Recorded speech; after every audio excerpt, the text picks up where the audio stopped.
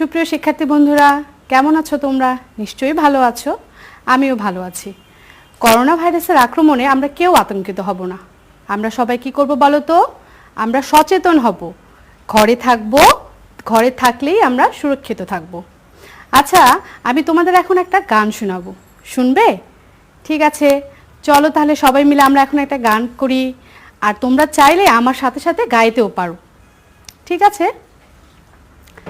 ঝিক ঝিক ঝিক ঝিক ঝিক ঝিক ঝিক ঝিক চলে রেলগাড়ি, ঝিক ঝিক ঝিক ঝিক ঝিক ঝিক ঝিক ঝিক চলে রেলগাড়ি। এতে চড়ে আমি এবার পৌঁছে যাব বাড়ি, এতে চড়ে আমি এবার পৌঁছে যাব বাড়ি। ঝিক ঝিক ঝিক ঝিক ঝিক ঝিক ঝিক ঝিক চলে রেলগাড়ি, রেলগাড়ি রেলগাড়ি চলে একে বেঁকে, বাঁশি বাজায় জোরে জোরে একটু থেকে থেকে। রেলগাড়ি রেলগাড়ি চলে একে বেঁকে, বাঁশি বাজায় জোরে জোরে একটু থেকে থেকে। ছিক ছিক ছিক ছিক ছিক ছিক ছিক ছিক চলে রেলগাড়ি, ছিক ছিক ছিক ছিক ছিক ছিক ছিক ছিক চলে রেলগাড়ি। কেমন লাগলো গানটা?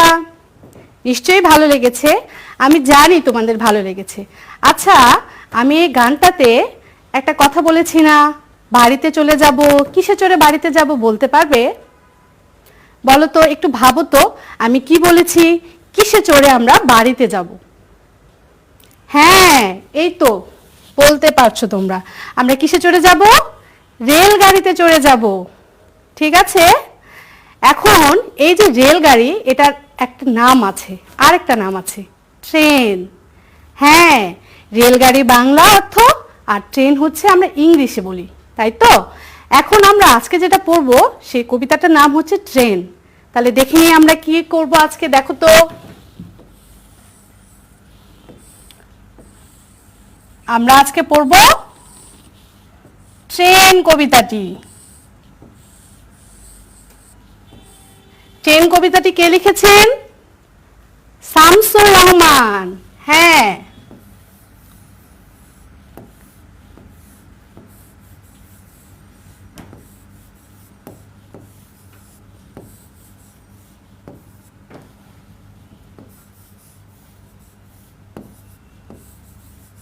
ট্রেন কবিতাটি লিখেছেন শামসুর রহমান। আমার সাথে সাথে তোমরা বলো, ট্রেন শামসুর রহমান। এখন এই যে ট্রেন কবিতাটি শামসুর রহমান লিখেছেন, তোমরা কি জানো শামসুর রহমানকে? আমরা এখন তাহলে কবি শামসুর রহমান সম্পর্কে একটু জেনে আসি। কবি শামসুর রহমান একাধারে কবি ছিলেন, লেখক ছিলেন, সাংবাদিক ছিলেন। উনি 60টিরও বেশি বই রচনা করেছেন। ওনার জন্ম হয়েছে 1929 সালের 23শে অক্টোবর ঢাকাতেই, এবং 2006 সালের 17 আগস্ট উনি ঢাকাতেই মৃত্যুবরণ করেন। শামসুর রহমানের খুব প্রসিদ্ধ, খুব নামকরা একটি কবিতা স্বাধীনতা তুমি। আমরা সবাই শুনেছি স্বাধীনতা তুমি, তাই না? আচ্ছা, ঠিক আছে।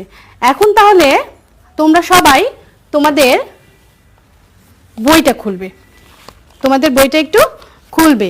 পৃষ্ঠা নাম্বার 40। আমি কবিতাটা পড়ছি, তোমরা সবাই মনোযোগ দিয়ে শুনবে। ট্রেন, শামসুর রহমান। ঝকঝকাঝক ট্রেন চলেছে রাত দুপুরে, ওই ট্রেন চলেছে ট্রেন চলেছে, ট্রেনের বাড়ি কই? একটু জিরোয় ফের ছুটে যায় মাঠ পেরুলে বন, পুলের উপর বাজনা বাজে ঝনঝনা ঝনঝন। দেশ বিদেশে বেড়ায় ঘুরে নেই কো ঘোরার শেষ, ইচ্ছে হলেই বাজার বাসি দিন কেটে যায় বেশ। থামবে হঠাৎ মজার গাড়ি একটু কেসেই খক, আমায় নিয়ে ছুটবে আবার ঝকঝকা ঝকঝক। শুনেছ সবাই? আচ্ছা, আজকে আমরা আমাদের পাঠের প্রথম 8 লাইন, কবিতাটির প্রথম 8 লাইন পড়ব। প্রথম 8 লাইন আমি পড়ছি, তোমরা সবাই মনোযোগ দিয়ে শুনবে, ঠিক আছে? কি করবে বলো তো? আর লাইনে আঙ্গুল দিবে, নিচে লাইনের নিচে নিচে আঙ্গুল দিবে, আমি ঠিক পড়ছি কিনা, ঠিক আছে? ট্রেন, শামসুর রহমান। ঝকঝকাঝক ট্রেন চলেছে, রাত দুপুরে ওই ট্রেন চলেছে, ট্রেন চলেছে, ট্রেনের বাড়ি কই? একটু জিরোয় ফের ছুটে যায়, মাঠ পেরুলেই বন।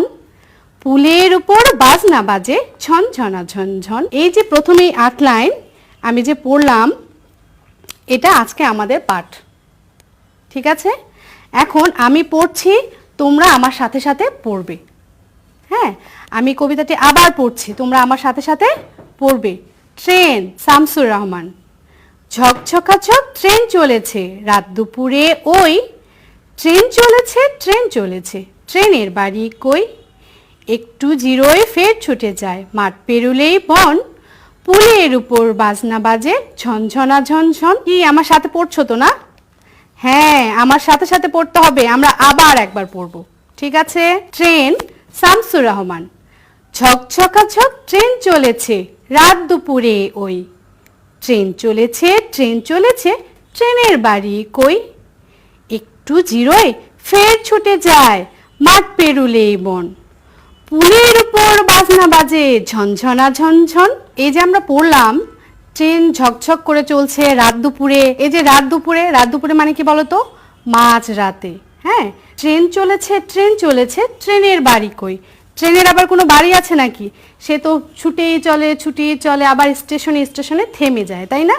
দেখো, একটু জিরোয় ফের ছুটে যায় মানে কি, ওই যে স্টেশনে একটু করে জিরো এসে একটু বিশ্রাম নেয়, তারপর আবার ছোটা শুরু করে দেয়।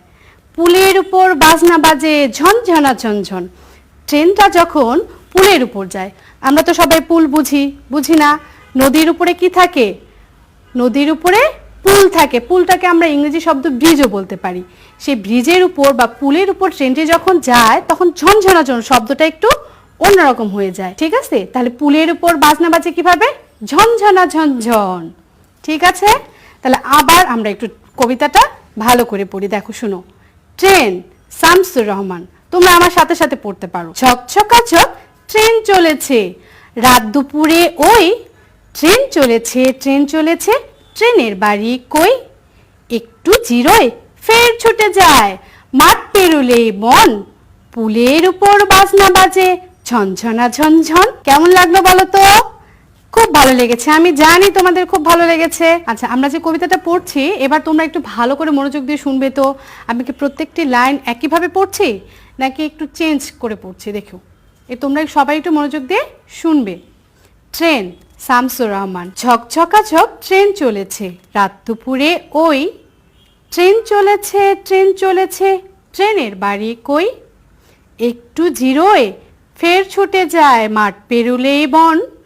পুলের উপর বাজনা বাজে ঝনঝনা ঝনঝন। দেখো, আমি যখন বলেছি রাত দুপুরে ওই, এখানে দাঁড়িয়ে আছে, আমি থেমেছি, তাই না? দাঁড়িয়ে থাকলে আমরা কি করব বলো তো? আমরা সবাই জানি, যখন দাঁড়িয়ে থাকবে তখন আমাদের একটু থামতে হবে। তারপরে দেখো, ট্রেন চলেছে, ট্রেন চলেছে, মাঝখানে একটা কমা আছে। এই কমা হলে আমরা থামবো, কিন্তু দাঁড়িয়ে থামবো আমরা বেশিক্ষণ থেকে, আর কমা থাকবো একটু কম, দাঁড়িয়ে থেকে কম। তারপরে দেখো, ট্রেনের বাড়ি কই? পিছনে কি আছে? প্রশ্নবোধক চিহ্ন। প্রশ্নবোধক চিহ্ন আমরা যখন দেখব, তখন আমরা কি, মানে কেউ তোমাকে প্রশ্ন করছে, তখন সেই কথাটাও হবে প্রশ্নের মতো। ট্রেনের বাড়ি কই? ট্রেনের বাড়ি কই? আমি প্রশ্ন করছি, তাই না? প্রশ্নবোধক চিহ্ন আছে জন্যই আমি এই কথাটা এভাবে বলছি। একটু জিরোয়, কমা, একটু থামলাম, একটু জিরোয় ফের ছুটে যায়, মাঠ পেরুলেই বন। দাঁড়িয়ে আছে, আমি এখানে থেমেছি। পুলের উপর বাজনা বাজে ঝনঝনা ঝনঝন। তাহলে আমরা যখন কবিতাটা আবৃত্তি করব, পড়বো, তখন আমরা কোন জিনিসগুলো খেয়াল রাখবো বলো তো? দাড়ি, কমা, প্রশ্নবোধক, আমরা এই চিহ্নগুলো খেয়াল রাখবো। প্রশ্নবোধক চিহ্ন থাকলে আমাদের কি করতে হবে বলো তো? প্রশ্ন করতে হবে, জানতে চাওয়ার মতো প্রশ্ন করতে হবে, তাহলে প্রশ্নবোধক চিহ্নটা দেওয়ার অর্থ হচ্ছে সেটাই। আর যখন দাঁড়িয়ে থাকবে, দাঁড়িয়ে থাকা মানেই আমরা থেমে যাব। কমা থামবে, কমা থাকলে কি করব বলো তো? কমা থাকলে আমরা অল্প সময়ে থামবো। আমরা তাহলে এরপরে কবিতা যখন আবৃত্তি করবো, এই জিনিসগুলো আমরা সবাই খেয়াল রাখবো।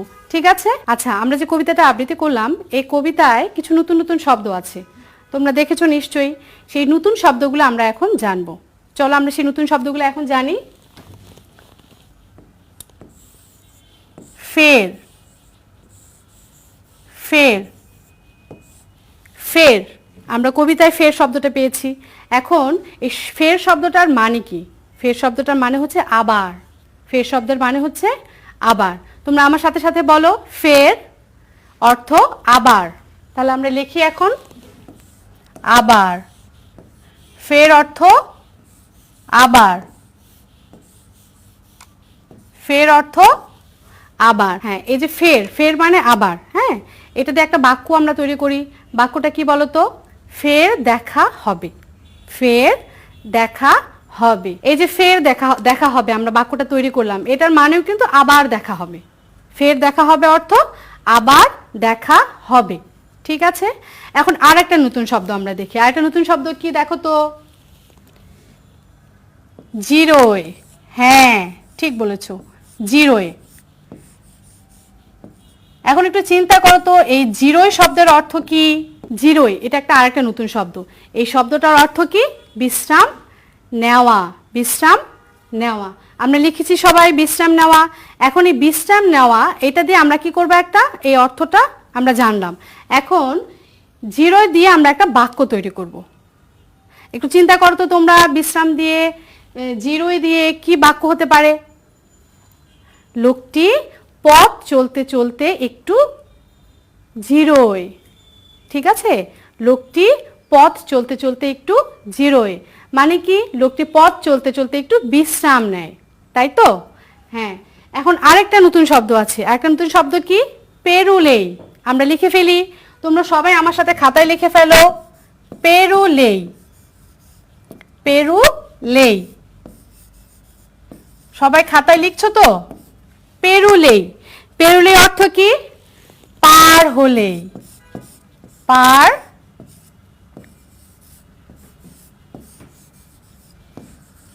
হলেই। আচ্ছা, পেরুলেই অর্থ পার হলেই। এবার একটু চিন্তা করো, এটা দিয়ে কি বাক্য তৈরি করা যায়? পেরুলেই অর্থ পার হলেই। হ্যাঁ, নদী পেরুলেই গ্রাম, নদী পেরুলেই গ্রাম, মানে নদী পার হলেই গ্রাম। ঠিক আছে, আচ্ছা, তাহলে আমরা কি কি জানলাম? আমরা তিনটা নতুন শব্দ জানলাম, শব্দগুলোর অর্থ তৈরি করতে পারলাম, আমরা অর্থগুলো জানলাম, এবং কি করছি? আমরা তিনটা বাক্য তৈরি করতে পেরেছি, তাই তো? আচ্ছা, এখন তোমরা দেখো তো কবিতাটাতে যুক্ত বর্ণ কি আছে? তোমরা একটু ভালো করে দেখো বইয়ে, এই যে কবিতাটা তোমরা আবৃত্তি করলে, এখানে যুক্ত বর্ণ কি আছে? হ্যাঁ, আমরা এখন যুক্ত বর্ণটা সম্পর্কে জানবো। তাহলে দেখি আমরা একটু যুক্ত বর্ণ কি আছে। আচ্ছা, আমরা এই কবিতাটিতে একটা যুক্ত বর্ণ পেয়েছি, তাই না? যুক্ত বর্ণটা কি একটু দেখো তো সবাই। যুক্ত বর্ণটা কি? ট্রেন।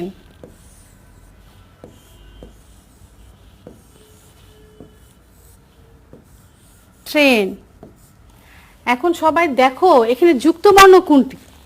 এখানে হচ্ছে টয় রফলা, এটি হচ্ছে যুক্ত বর্ণ। তাহলে আমরা এখন লিখে ফেলি, টয় রফলা। ঠিক আছে, আচ্ছা, এখন এই যে টয় রফলা, এই যুক্ত বর্ণটা আমি তোমাদেরকে ভেঙে দেখাবো। ঠিক আছে, কি হবে দেখো তো? ট রফলা। হ্যাঁ, এটাকে বলে কি? র ফলা।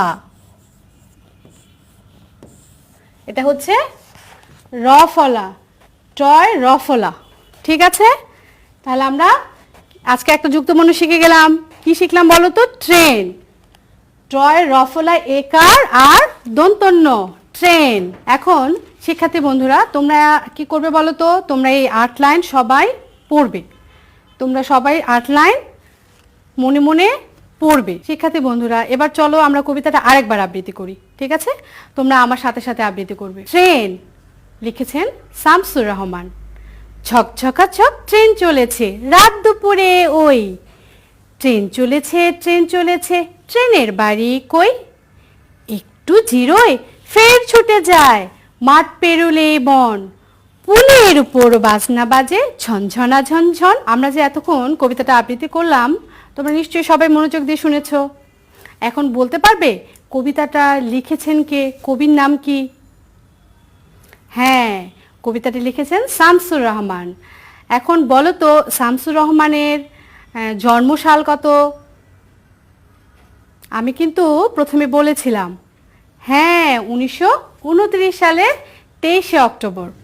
আচ্ছা, তোমরা কি বলতে পারবে এখানে ট্রেন চলার সময় কেমন শব্দ করে? হ্যাঁ, ট্রেন চলার সময় ঝকঝকাঝক শব্দ করে। তোমরা তো সব কিছুই বলতে পারছো, তার মানে কি তোমরা ক্লাসটি খুব মনোযোগ দিয়ে দেখেছো। এখন তোমাদের ক্লাসে এই যে যে কবিতাটা আমি পড়ালাম সেই কবিতাটা তোমাদের কি করতে হবে? বারবার অনুশীলন করতে হবে এবং বাসায় সেটি মুখস্থ করতে হবে। এটাই থাকবে তোমাদের বাড়ির কাজ। ঠিক আছে প্রিয় শিক্ষার্থী বন্ধুরা, তোমরা এখন বাসায় বেশি বেশি করে পড়াশোনা করবে, কারণ এখন তোমরা বাসায় আছো। আর কি করবে বলো তো? সচেতন থাকার জন্য পরিষ্কার পরিচ্ছন্ন থাকবে, পুষ্টিকর খাবার খাবে, পানি পান করবে বেশি করে, আর সাবান দিয়ে হাত পরিষ্কার করবে। সম্মানিত অভিভাবকবৃন্দ, আপনারা যেহেতু এখন আপনাদের শিশুদের বাসায় পাচ্ছেন, অনেক বেশি সময় পাচ্ছেন, তাই তাদের প্রতি বেশি বেশি করে যত্ন নেবেন, তাদের পড়াশোনায় খেয়াল রাখবেন, তাদের স্বাস্থ্যের দিকে খেয়াল রাখবেন। ধন্যবাদ সবাইকে।